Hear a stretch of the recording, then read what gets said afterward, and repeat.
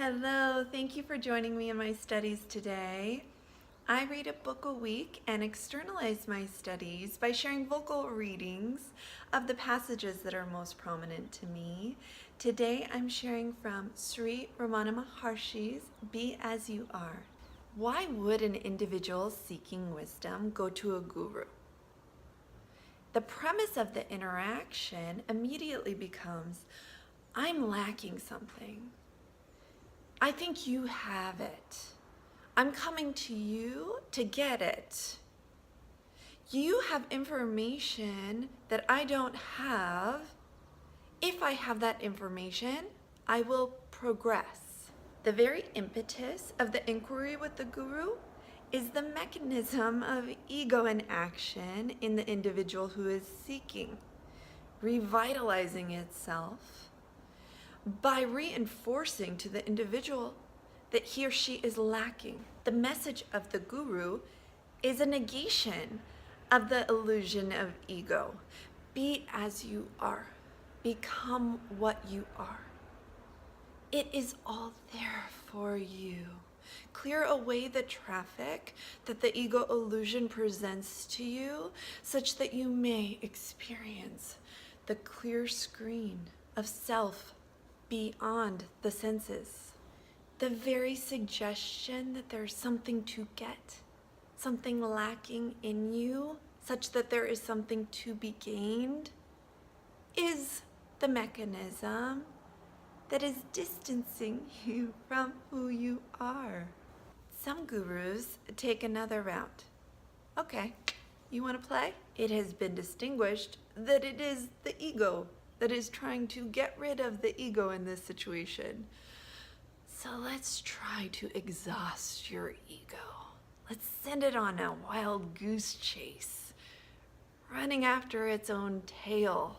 And some, in that squeeze of desperation, in the exhaustion of their ego, are able to glimpse what is beyond, what is beneath the screen of the sacred all, upon which all form manifests.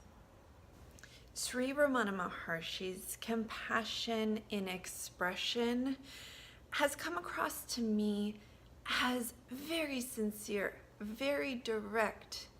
He continues to respond and to repeat in myriad different forms of expression.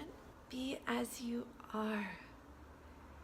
Find the clarity underneath all of the traffic by remaining diligent to inquiry of where the root is, where is the origin, where is it all coming from, who are you?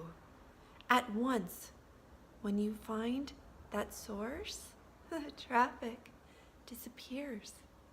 Without further ado, I'll get to the readings. Enjoy. Page 57. The yogi tries to drive his mind to the goal as a cowherd drives a bull with a stick. But on this path, the seeker coaxes the bull by holding out a handful of grass. Page 59.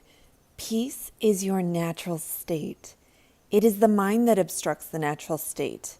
If you do not experience peace, it means that your vichara, self-inquiry, has been made only in the mind. Investigate what the mind is, and it will disappear. There's no such thing as mind apart from thought. Nevertheless, because of the emergence of thought, you surmise something from which it starts and term that the mind. When you probe to see what it is, you find there is really no such thing as mind. When the mind has thus vanished, you realize eternal peace. Page 61.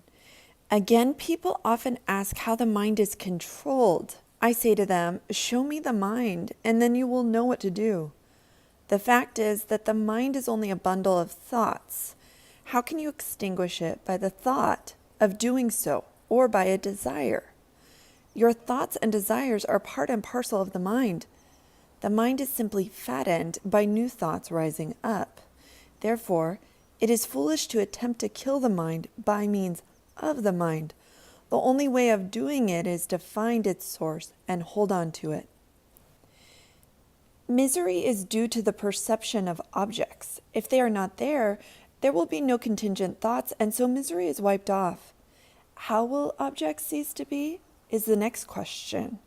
The Srutis, scriptures, and the sages say that the objects are only mental creations. They have no substantive being. Investigate the matter and ascertain the truth of the statement.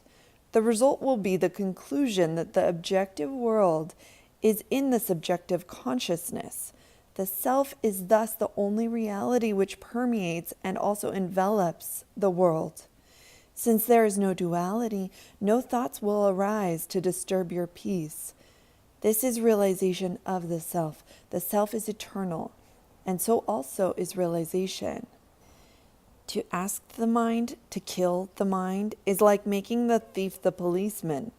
He will go with you and pretend to catch the thief, but nothing will be gained. So you must turn inward and see from where the mind rises, and then it will cease to exist. Page 65. Be what you are. There's nothing to come down or become manifest. All that is necessary is to lose the ego. That which is always there. Even now you are that. You are not apart from it. The blank is seen by you. You are there to see the blank. What do you wait for? The thought I have not seen, the expectation to see, and the desire of getting something are all the workings of the ego. You have fallen into snares of the ego. The ego says all these, and not you. Be yourself and nothing more. The following statement is in the introduction to the next chapter, Self-Enquiry Misconceptions, and this is made by David Godman, who's the editor of this book and the librarian at the ashram of Sri Ramana Maharshi. The question, who am I, he said, is not an invitation to analyze the mind and to come to conclusions about its nature, nor is it a mantric formula. It is simply a tool which facilitates redirecting attention from the objects of thought and perception to the thinker and perceiver of them. In Sri Ramana's opinion, the solution to the question, who am I, is not to be found in or by the mind, since the only real answer is the experience of the absence of mind. The Neti Neti school of thought is based on the premise that the self can be discovered by the mind, and that through a meditative inquiry in distinguishing what I am not, one can reach the sacred I am, or the sacred heart and essence of being. Here on page 69, Sri Ramana Maharshi disagrees with that premise. He says, the one who eliminates all the not I cannot eliminate the I. To say I am not this or I am that, there must be the I. This I is only the ego or the I thought. After the rising up of this I thought, all other thoughts arise. The I thought is therefore the root thought. If the root is pulled out, all others are at the same time uprooted. Therefore, seek the root I. Question yourself, who am I? Find out its source, and then all these other ideas will vanish, and the pure self will remain. Page 72. The moment you start looking for the self and go deeper and deeper, the real self is waiting there to take you in. Then whatever is done by something else, and you have no hand in it. In this process, all doubts and discussions are automatically given up, just as one who sleeps forgets, for the time being, all his cares.